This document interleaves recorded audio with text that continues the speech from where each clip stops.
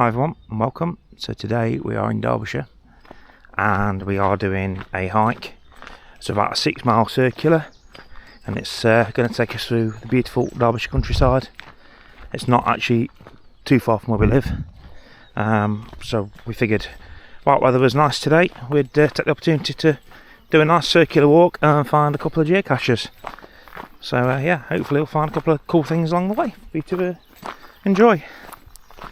And then I'll show you the route and where we parked at the end.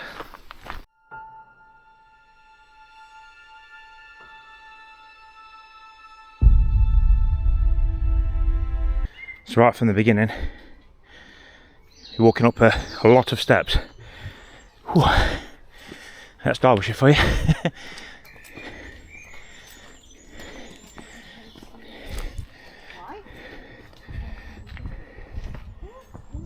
I'll mark her here, look. It's the first waypoint. I'll mark her.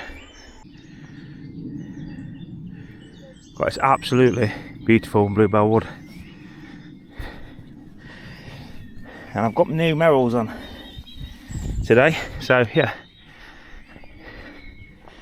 Gonna bed them in on this 6-mile walk. So far so good. They're very comfortable. A long way to go yet. So the plan is we're going to head down here, up through the hill there, through the woodland, all the way around the back of Belper.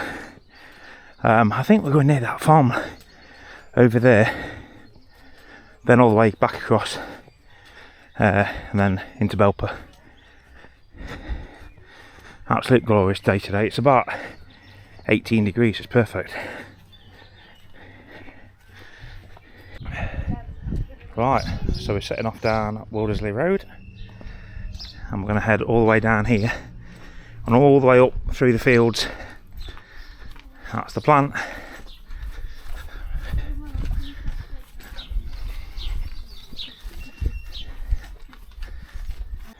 I've just got to show you this lawn, folks. The care and detail that's gone into this. Absolutely beautiful. Got a summer house at the bottom, a little river running through it, and he's actually only got, if you look at it up there, he's got that bungalow there, so he's got a beautiful old garden up there. Absolutely stunning, that is. Absolutely beautiful, and that pine tree is beautiful in the middle. Wow.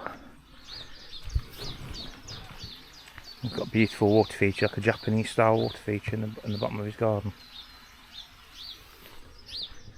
Alright, so we're heading up past this old farm now. I wanted to show you that garden because it was stunning, absolutely stunning.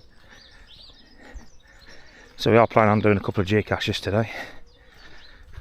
We've already looked for one and failed miserably, so hopefully the second one will be a bit easier to find. First geocache found. So it's the 6th.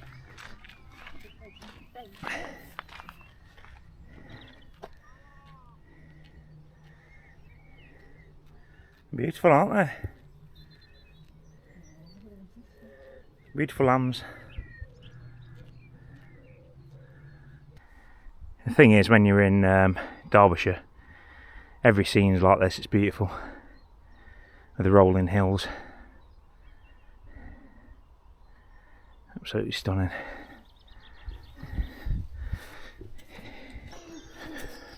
Alright, so we just had a little bit of a debate on to which route to take, because we had two different ways we could go. The longer route, which hopefully there's a few geocaches on the way, and then the shorter route, which would take us straight down into town first. So we're going to do the slightly longer route and head through the countryside rather than going down the road. And geese down there, or goose.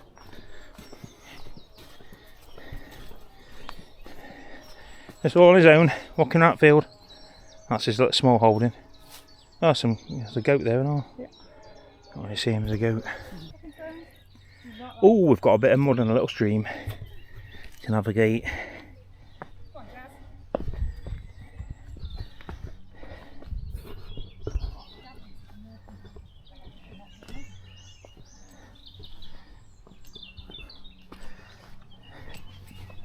and we're over that one.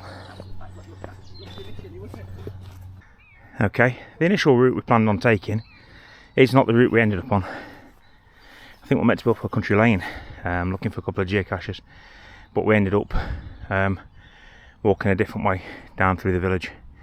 So yeah, got this beautiful meadow there, and there is one geocache we're going to try and find, not too far away.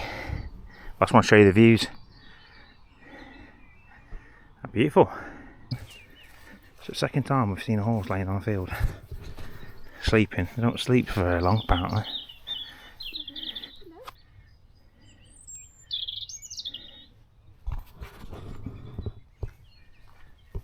Hello. Hello. He's getting up. Hello.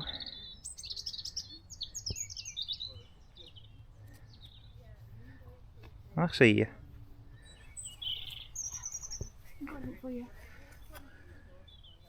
Hello.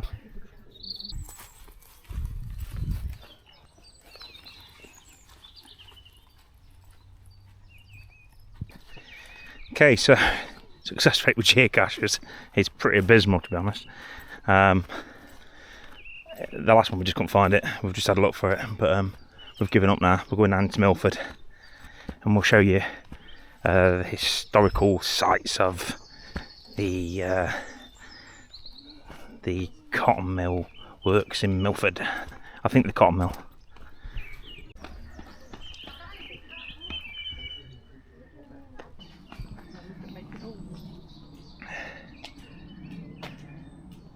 So we literally stood right next to Mackenney Hall, and George Herbert Strutt was the mill owner, and Belper's the greatest benefactor who lived at the hall. We're not walking down to it though, unfortunately, because it's on private. It's on that private lane now.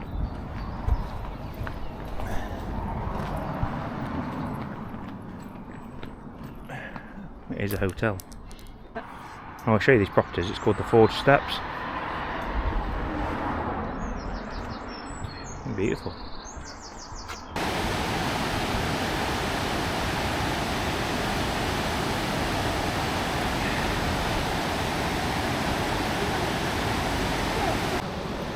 I'll show you this old classic vehicle. Look at that.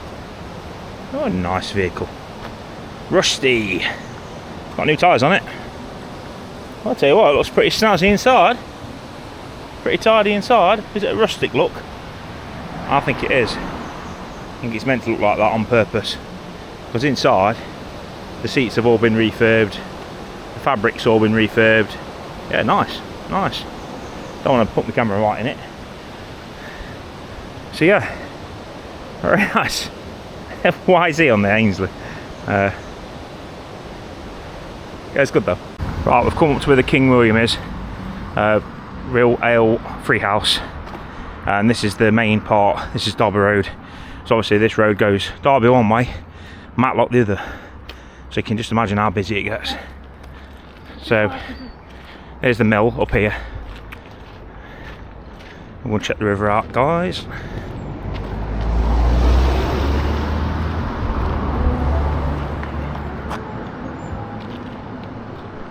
Right, so next to the mill here, most people just drive straight past this and not even look at it, or they'll walk past it. You've got this old plinth here, look, this old bench.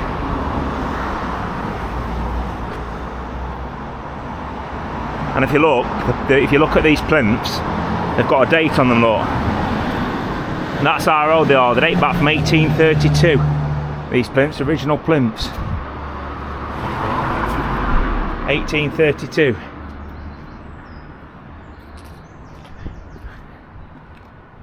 The mill here included spinning, bleaching and dyeing. And this is part of the Strutt's dye house, this building. So this is the war memorial here, which is next to the church. Quickly show you it. There's quite a few names on this war memorial. And there's the old church here in Milford. It's actually up for sale. It's actually up for sale. Former place of worship. That is a shame. That is a shame. Right. So many names on here on this Roll of Honour. So many names. Allotment. Green spaces available.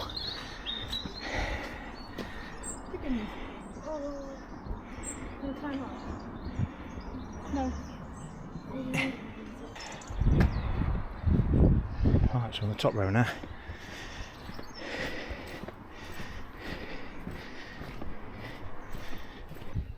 So we just walked past the Hopping Hill Terrace. They were built around 1818 to 1820. Built in blocks of 5, each block having 2 east-facing double-fronted 2-storey houses.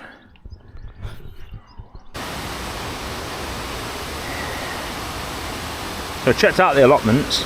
Went up by the allotments. Let's see that ball. Now we're at the foundry weir.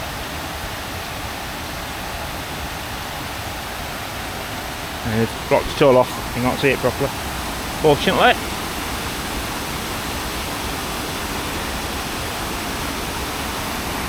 Show you what it looks like.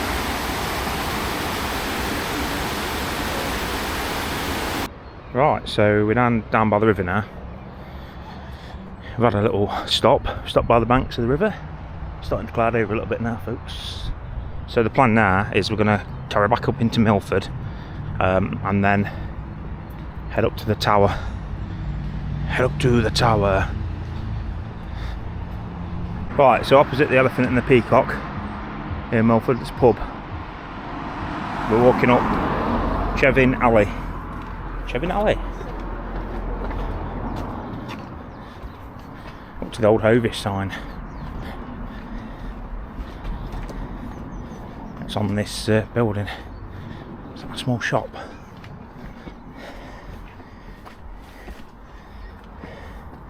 I don't know.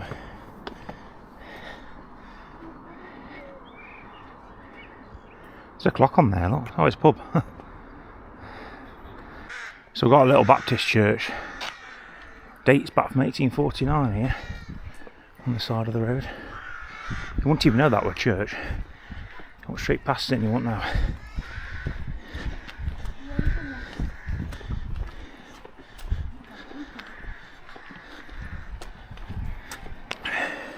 So these homes here, these were the bank buildings. They were built in 1911 and that's replaced a row from the 1790s that were workers' houses from the mill.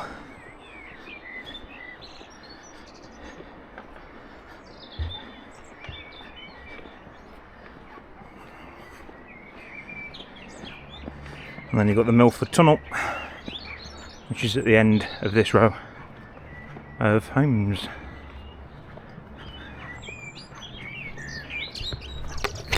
Right folks, we're now walking up the restricted byway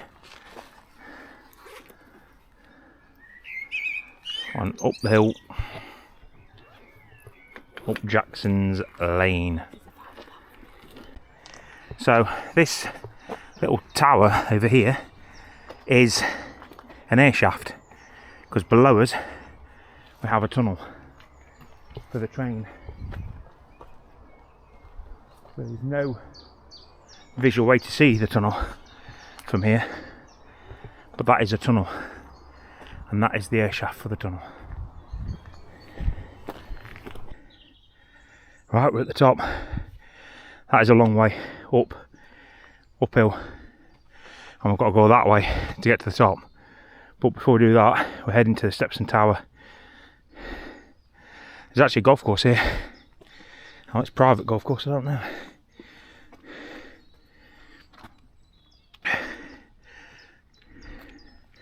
Because it's just one man and his car. Oh no, there is some people over there.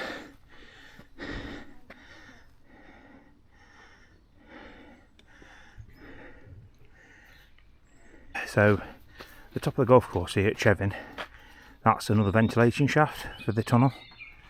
And here we have Stevenson's Tower.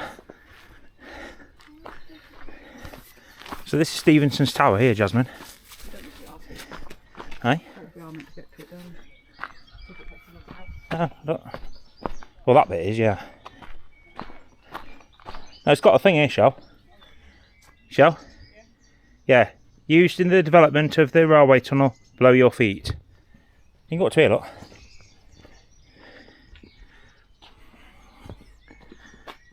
So this was directly built over the Chevron railway tunnel. It was built around the 1830s, 1840s. It was used to signal to locomotive drivers that the tunnel, initially single track, was clear to enter, and later, after, a second track had been laid to prevent two trains being in the tunnel at once, whilst open carriages were still in use.